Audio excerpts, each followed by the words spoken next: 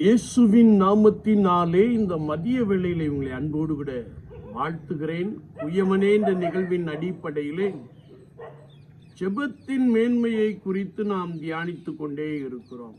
இன்றைக்கும் சங்கீதம் 141 நாம் வாசிக்கின்ற போது, கர்த்தாவே, பொல்லாத மனுஷனுக்கு என்னை தப்புவீம் என்று சங்கீதக்காரனாகிய தாவீது ஆண்டவரை நோக்கி பண்ணுகின்ற விண்ணப்பத்தை நாம் இங்கே வாசிக்க முடியும்.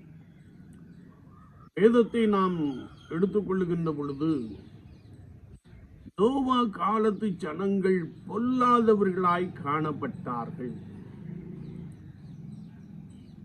அவருடைய நினைவின் தோற்றமெல்லாம் நித்தமும் பொல்லாததாய் காணப்பட்டது. அவர்கள் பாவம் செய்து பெருகினார்கள். அவர்கள் அக்கிரமம் நிறைந்தவர்களாக காணப்பட்டார்கள். வேதம் சொல்லுகிறது, பூமி சீர்கெட்டு போயிருந்தது என்று நாம் பரிசுத்த வேதாமத்திலே வாசிக்க முடியும். ஆனாலும் பொல்லாத ஜனங்கள் நிறைந்த அந்த நாட்களிலே நோவா கர்த்தருடைய பார்வையிலே உத்தமனும் நீதிமானுமாய் காணப்பட்டான். வேதம் சொல்லுகிறது, நோவா தேவனோடே சஞ்சரித்து கொண்டிருந்தான் என்ற வார்த்தையை நாம் வாசிக்க முடியும். என்னை கேட்டுக்கொண்டிருக்கிற என் அன்பு சகோதரனை சகோதரியே, நோவா காலத்தில் நடந்தது போல மனுஷகுமாரன் வரும் நாளிலும் நடக்கும் என்று வேதம் சொல்லுகிறது. மனுஷகுமாரனாகிய இயேசு கிறிஸ்து தமது 2ஆம் வருகைக்கு முன்பதாக ஜனங்கள் சீர்கெட்டு போயிருப்பார்கள் என்பதை குறித்து வசனம் மிக ஆழமாக கற்றுக் கொடுக்கிறது. நாம் நம்மை சுற்றி காணப்படுகின்ற நிகழ்வுகளை, அன்றாட நிகழ்ச்சிகளை நாம் பார்க்கின்ற பொழுது ஜனங்கள் சீர்கெட்டு போயிருப்பதை அன்றாட நிகழ்வுகள் மிக தெளிவாக நமக்கு சுட்டி காண்பிக்கிறது. அப்படி என்றால் இயேசு கிறிஸ்துவின் 2ஆம் வருகை சமீபமாக இருக்கிறது என்பதை வேதத்தின் அடிப்படையிலே நடைபெறுகிற சம்பவங்களை வைத்து நாம் நன்றாய் அறிந்து கொள்ள முடியும். நாம் காண்கின்ற இந்த ஜனங்கள் பொல்லாத ஜனம் என்று வேதத்தில் எழுதப்பட்டிருக்கிறது.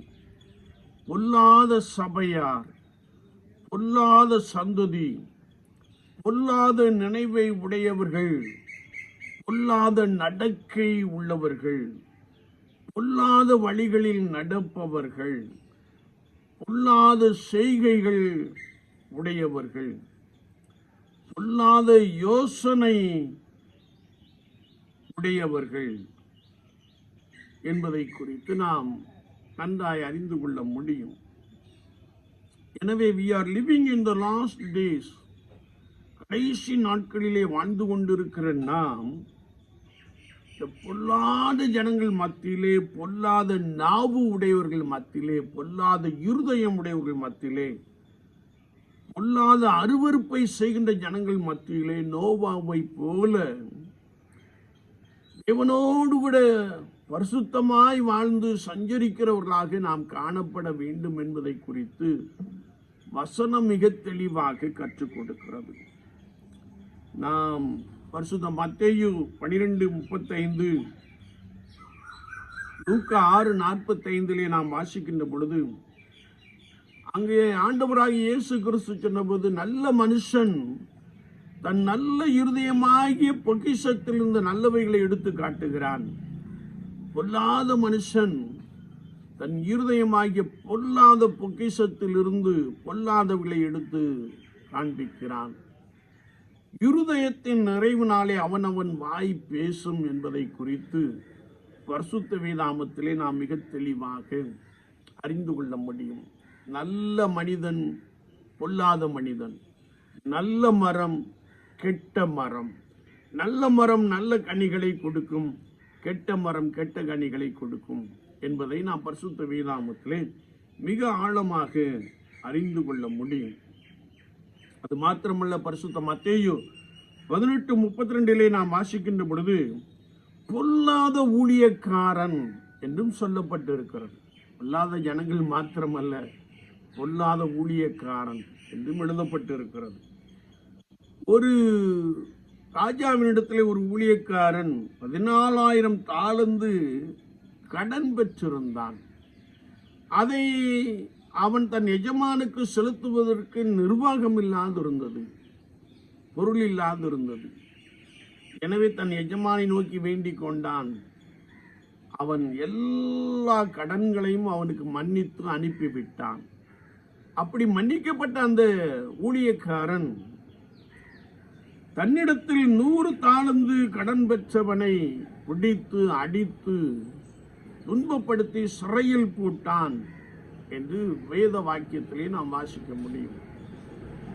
இதை கேள்விப்பட்ட எஜமான் அவனை மறுபடியும் அழைத்து, பொல்லாத ஊழியக்காரனே என்று சொல்லி அவனை சிறையில் அடைத்த காட்சியை குறித்து நாம் பரிசுத்த வேதாகமத்திலே தெளிவாய் வாசித்து அறிய முடியும்.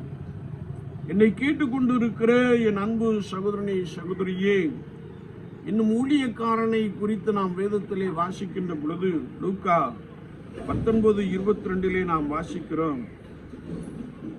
அங்கே பொல்லாத ஊழியக்காரன் என்று எழுதப்பட்டு இருக்கிறது. ஒரு எஜமான் தூரதேசம் போவதற்கு முன்பதாக தன்னிடத்தில் உள்ள தாளந்துகளை, ராத்தல்களை தன் ஊழியக்காரனிடத்திலே கொடுத்தான். ஒருவனுக்கு 10 ராத்தல் கொடுத்தான், அவன் 10 ராத்தல் சம்பாதித்தான். மற்றொருவனுக்கு 5 ராத்தல் கொடுத்தான், அவன் அவைகளை கொண்டு இன்னும் 5 ராத்தலை சம்பாதித்தான். ஒரு ராத்தலை பெற்றுக்கொண்டவன், ஒரு தாளந்தை பெற்றுக்கொண்டவன் தன்னுடைய எஜமான் வைக்காததை எடுக்கிறவர், விதைக்காததை அறுக்கிறவர் என்று எண்ணி அதை புதைத்து வைத்தான் என்று வேதம் சொல்லுகிறது.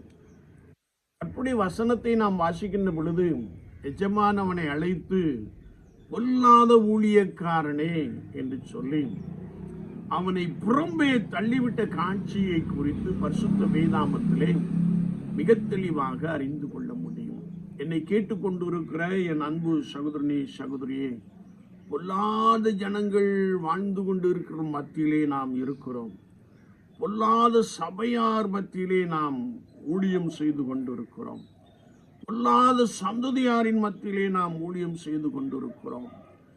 அது மாத்திரமல்ல, நாம் பொல்லாத நாவை உடையவர்கள், இதற்கெடுத்தாலும் பொய் சொல்லுகிற நபர்களை நாம் பார்த்து கொண்டே இருக்கிறோம். எல்லாம் எதை குறிக்கிறது என்றால், பாவமும் அக்கிரமமும் பெருகி கொண்டிருக்கிற இந்த உலகத்திலே, பொல்லாத சந்ததியாராய் வாழுகின்ற இந்த உலகத்திலே நாம் கர்த்தருக்கேற்ற பரிசுத்தத்தோடு கூட, கர்த்தருக்கேற்ற உண்மையோடு கூட வாழ வேண்டும் என்பதை குறித்து வசனம் மிக தெளிவாக கற்றுக் கொடுக்கிறது. எனவேதான் சங்கீதக்காரன் சொல்லுகிறார், கர்த்தாவே, பொல்லாத மனுஷனுக்கு என்னை தாப்புவியும். பொல்லாத ஜனங்கள் மத்தியிலே வாழ்ந்து கொண்டிருக்கிறேன். அவர்கள் செய்கிறதை நான் செய்யாதபடிக்கு உமக்கு பிரியமானதை செய்ய, உமக்கேற்றபடி வாழ எனக்கு உதவி செய்யும் ஆண்டவரே என்று சொல்லி ஆண்டவரை நோக்கி வேண்டிக் கொள்ளுகிற ஒரு வார்த்தையை நாம் வாசிக்க முடியும். என்னை கேட்டுக்கொண்டிருக்கிற என் அன்பு சகோதரனே, சகோதரியே, உலகம் பொல்லாங்கானுக்குள் கிடக்கிறது. ஆனால் இந்த உலகத்திற்குள்ளே வாழ்ந்து கொண்டிருக்கிற நாம் கர்த்தருக்கு பிரியமானதை செய்து ஒவ்வொரு நாளும் வாழுகிறோமா? பொல்லாத மனுஷருக்கு என்னை தப்பிவையும் ஆண்டவரே என்று சொல்லி அவரை கிட்டி நெருங்கி சேருகிற ஒரு அனுபவத்தை பெற்றிருக்கிறோமா? சற்று நாமே ஆராய்ந்து பார்ப்போம். ஒவ்வொரு நாளும் ஆண்டவரே, பொல்லாத உலகம், பொல்லாத ஜனங்கள், பொல்லாத சந்ததியார், இவர்கள் எல்லாருக்கும் என்னை தப்புவியும் ஆண்டவரே என்று சொல்லி பரிசுத்தத்தின் மேல் பரிசுத்தம், மகிமையின் மேல் மகிமையை பெற்றுக்கொள்ள கர்த்தருடைய சமூகத்திலே காத்திருப்போம். கர்த்தரையை நோக்கி பார்ப்போம். அவர் உங்களை பிரகாசிக்க பண்ணுவார். எப்படி நோவா காலத்திலே உலகம் அழிக்கப்பட்ட பொழுது நோவாவும் அவனுடைய குடும்பத்தாரும் காக்கப்பட்டார்களோ, அப்படியே 2ஆம் வருகையிலே நாம் கர்த்தருக்கு முன்பதாக நிற்கத்தக்கதான பாத்திரவான்களாய் எண்ணப்படும்படிக்கு விழித்திருந்து ஜெபிக்கின்ற பொழுது நாம் அவரோடு கூட இருக்கின்ற ஒரு பெரிய சிலாக்கியத்தை பெற்றுக் கொள்கிறோம். அப்படிப்பட்ட மேலான அனுபவத்தை இந்த பூலோக வாழ்க்கையிலே கர்த்தர் நமக்கு நிறைவாய் கொடுப்பாராக. ஆமேன், ஆமேன்.